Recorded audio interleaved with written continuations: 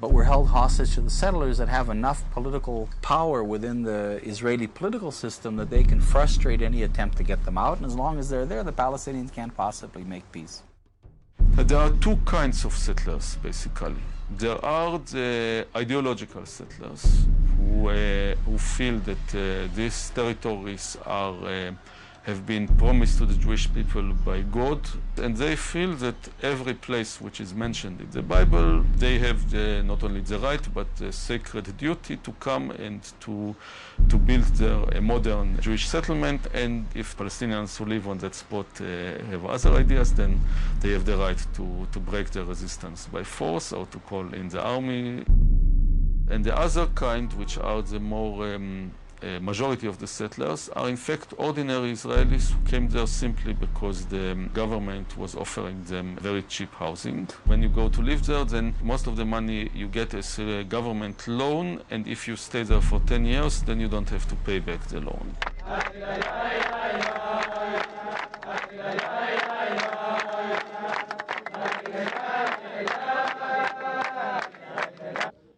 Well, I think the unpleasant and unavoidable comparison is with South Africa during the apartheid period.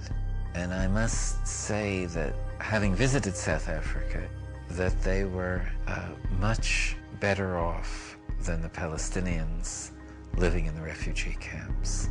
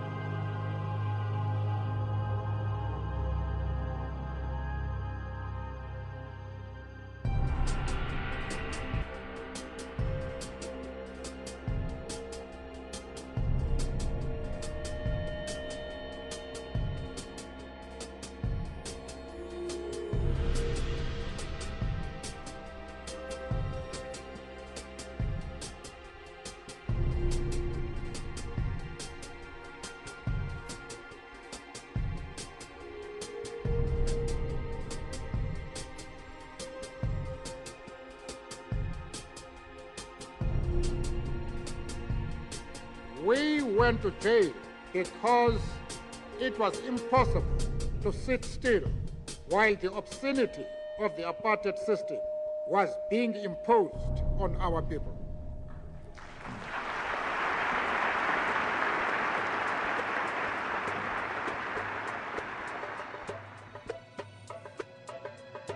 The United States is seen, quite correctly, as being the sole supporter of Israel, and that Israel would not be able to do what it is doing without American green light.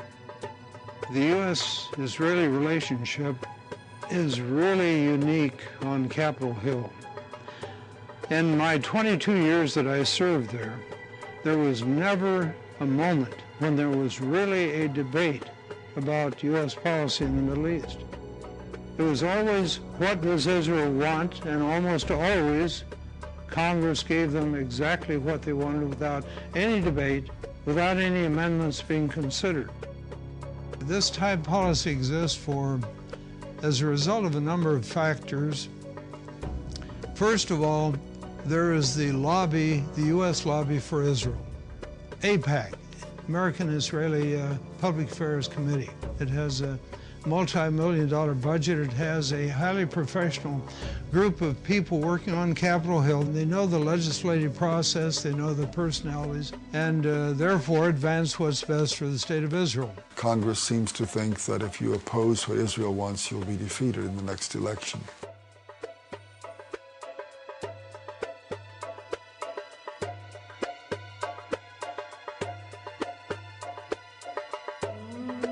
Another factor is the fundamentalist Christian community. Fundamentalists are often represented by the televangelists that are on TV. They believe that a strong Israel is a part of God's plan, They believe that the day will come when a battle will occur in the plain of Armageddon in the Middle East. There will be the forces of truth and righteousness on one side, forces of evil on the other side. And in that struggle, the Christian forces, led by the second coming of Jesus Christ, will prevail. All of the Jews will be either destroyed or converted instantly to Christianity.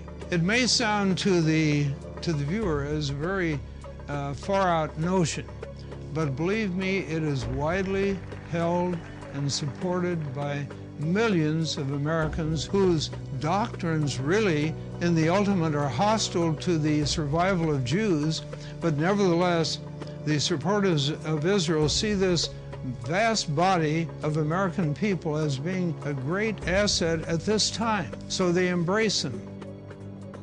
And Mr. Robertson, who said, I had a vision from God that we have to support Israel. And no matter what happens and what they do, this is the will of God because they're God's chosen people. A couple of weeks later, he added, and that's when this ministry started really being blessed, when we made that commitment to Israel. Not the commitment to God or Jesus Christ's teachings, but to Israel. And we have come from all the nations of the earth to say to the people of Israel, we are your friends, we are with you, and we believe that you are called by God to possess this land. I, as a Christian and a Christian pastor, object not in my name and not in the name of over 115 to 120 million Christians do you dare say that we support injustice and deceit. We do not. The citizenry of this democratic society is systematically deprived of access to the real facts. The American media play a major role in continuing U.S. support for Israel through leaving out vast swaths of information. It is the classic case of lying through omission. Major statements by American diplomats, senators, military leaders are going unreported. Sentences are being removed from news stories. Information is being manipulated. Those are the three factors that work together on Capitol Hill and lead to such total bias, such total absence of free speech, of open debate that is, I think, very destructive to our institutions and to our best interests in world affairs.